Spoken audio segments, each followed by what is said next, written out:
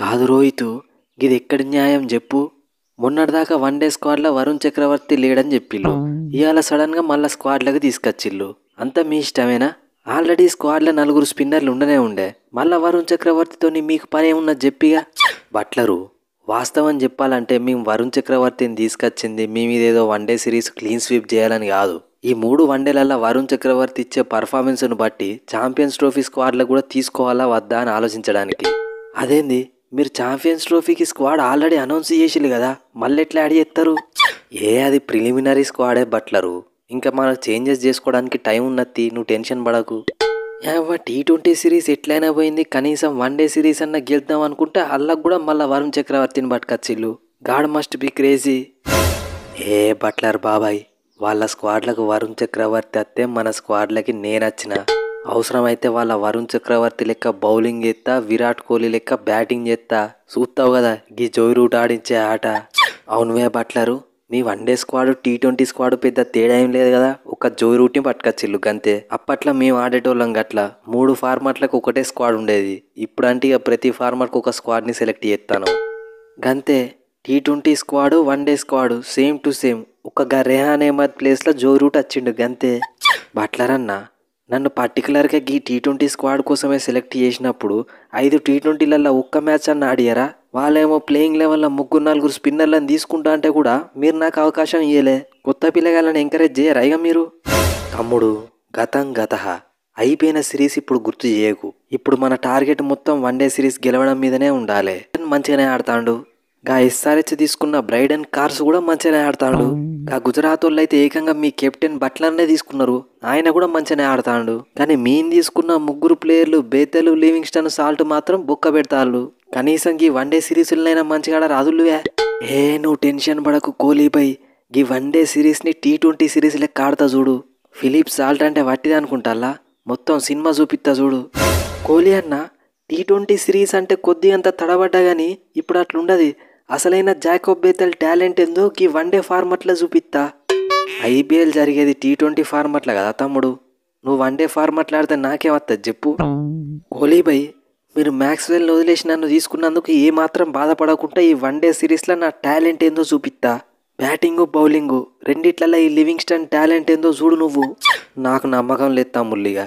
మీరు ఈ T20 సిరీస్లో ఆడిన విధానం చూసినప్పుడే నాకు ఫ్యూచర్ అర్థమైపోయింది. ఛాన్స్ దొరికితే ఫస్ట్ మీ 3 ట్రేడ్ చేసి మింగాలే. రోహిత్ అన్న, నేను ఇంతవరకు ODIలలో డెబ్యూట్ చేయలే, కానీ నన్ను ఛాంపియన్స్ ట్రోఫీ స్క్వాడ్ కూడా సెలెక్ట్ చేసిళ్ళు. అలాంటప్పుడు ఈ 3 వన్డేలలో నాతో ఓపెనింగ్ చేపిస్తే ఛాంపియన్స్ ట్రోఫీకి నాకు ప్రాక్టీస్ అవుతుంది కదా. తమ్ముడు, గిల్లుని వైస్ కెప్టెన్ చేసింది ఎందుకు? నిన్ను బయట కూర్చోబెడతామని అందరికి అర్థం కావడానికే. నువ్వు బ్యాకప్ ఓపెనర్వి. గిల్లుకు ఒకవేళ ఏదైనా ఇంజూరీ అయినా కానీ, లేకుంటే చక్కగా ఆడకపోయినా కానీ నువ్వు టీంలోకి స్ట్రైట్గా వస్తావు, రెడీగా ఉండాలి. మరొకవేళ నువ్వు చక్కగా ఆడకపోయినా కానీ నీ ప్లేస్లో జైస్వాల్ వస్తాడా అన్న? కెప్టెన్నే క్వశ్చన్ చేస్తావా? అవే మొన్న వైస్ కెప్టెన్ అయ్యి వన్డే ఫార్మాట్లో 31 సెంచరీలు, 3 డబుల్ సెంచరీలు కొట్టిన ప్లేయర్ని నేను టీంలోకి వెళ్ళి బయటికి నూకుతా. లైట్ తీసుకో రోహితు, పిల్లగాళ్ళతో ఎందుకు ఆర్గ్యుమెంటు? వన్డే ఫార్మాట్లో మనం రన్స్ కొట్టకుంటుంటావా? అది జరిగే పనేనా? రేపు జరగబోయే ఫస్ట్ మ్యాచ్లనే మనం ఫామ్లకు వస్తాం, ఇది ఫిక్సు. వట్టుట్టి ఫామ్లకు వస్తే సరిపోదు కోహ్లీ, ఇద్దరం సెంచరీలు కొట్టాలి. ఇంకేముంది, మళ్ళీ మీరు మొత్తం స్పిన్నర్లతోనే వస్తారు, మేము మొత్తం పేసర్లతోనే వస్తాం. కానీ మీరు వట్టిగానే గెలవడానికి ఇది T20 ఫార్మాట్ కాదు, వన్డే ఫార్మాట్. ఇక్కడ సినిమా మొత్తం వేరే ఉంటుంది. అక్కడ మా స్పిన్నర్లు వేసే 4 ఓవర్లనే తట్టుకోలేకపోయారు. ఇక్కడ ఒక్కొక్క స్పిన్నర్కి 10 ఓవర్లు ఇచ్చే ఛాన్స్ ఉంటుంది. ఒక్కసారి ఊహించుకో, వరుణ్ చక్రవర్తి వేసే 10 ఓవర్లు మీరు ఎట్లా ఆడతారు? రోహితు, మా దగ్గర స్పిన్నర్లు లేరని మీరు అనుకుంటాళ్ళు. మా దగ్గర జోయ్ రూటు, జాకోబ్ బేతలు, లివింగ్స్టన్, ఆడిల్ రషీదు 4 స్పిన్నర్లు. ఇక వీళ్ళు బ్యాటింగ్ కూడా చేస్తారు. అట్లనే మేము మంచిగా పేసర్లను కూడా పట్టుకొస్తాం. కాబట్టి మా దగ్గర పేస్ బౌలింగ్ ఉంటుంది, స్పిన్ బౌలింగ్ ఉంటుంది. మీ దగ్గర ఓన్లీ స్పిన్ బౌలింగే ఉంటుంది. ఒక్క పేసర్ ఉంటాడు కావచ్చు, హార్దిక్ పాండ్యాతో కలుపుకుంటే ఇంకొకరు. కాబట్టి మాకే అడ్వాంటేజ్ ఉంటుంది. We are going to win this series. Buttler అన్న, నేను స్క్వాడ్లోకి వచ్చినాక కూడా నువ్వు ఏ కాన్ఫిడెన్స్తోని సిరీస్ గెలుతా అనుకుంటానో నాకు అర్థమై తెలియదు. 10 ఓవర్లు 2 ఓవర్లకు 1 వికెట్ తీసినా 5 వికెట్లు ఈజీగా తీస్తా. T20లలో వేసినట్టే వన్డేలలో కూడా ఎత్తా. నెక్స్ట్ ఛాంపియన్స్ ట్రోఫీ కూడా సెలెక్ట్ అవుతా. ఇదే నా టార్గెట్.